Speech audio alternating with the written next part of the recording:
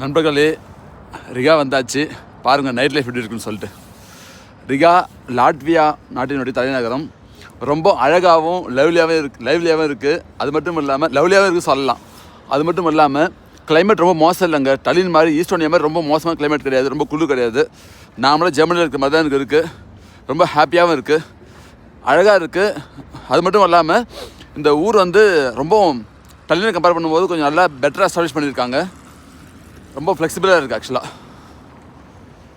பாருங்கள் எப்படி இருக்குது சொல்லிட்டு. இதுதான் வந்து ரிகாவுடைய நைட் லைஃப். டைம் சரியாக இப்போ 9:51 ஆகுது. இப்படி இருக்குது பாருங்கள் ஊர்.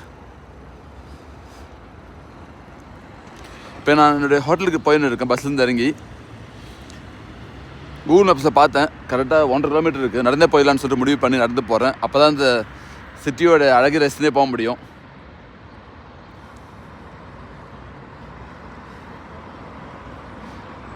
ஈஸ்டர்ன் யூரோப்பில் மிகவும் வளர்ந்த நாடுகளில் லாட்வியா ஒன்று.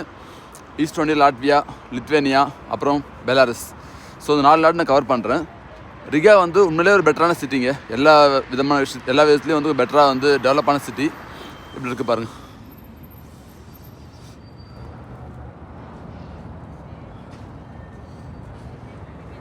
இது பஸ்ஸு. இந்த ஊரில் பஸ்ஸு ட்ராம் ரெண்டு ஒரே மாதிரி தான் இருக்குது.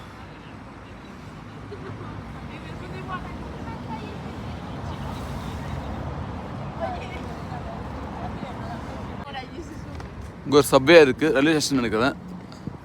சப்வே ட்ரெயின் போகிறதுக்கு. இப்போ இங்கே ஒரு பெரிய மால் ஒன்று இருக்குது. ஸ்டாக்மேன்.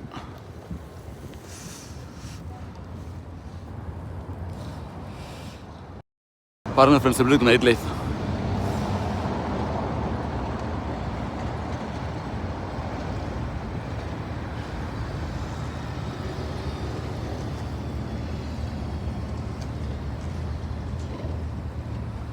ரொம்ப அமைதியாகவும் பீஸ்ஃபுல்லாக இருக்குது.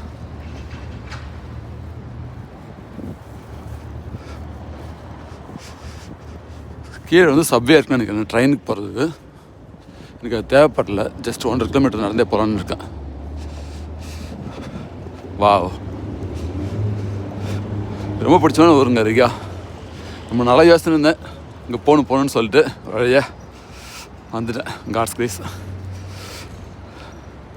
கேஎஃப்சி இருக்குது, ட்ரை பண்ணலாமா? ஆமாம், லைட்டாக தான் சாப்பிட்ணும்.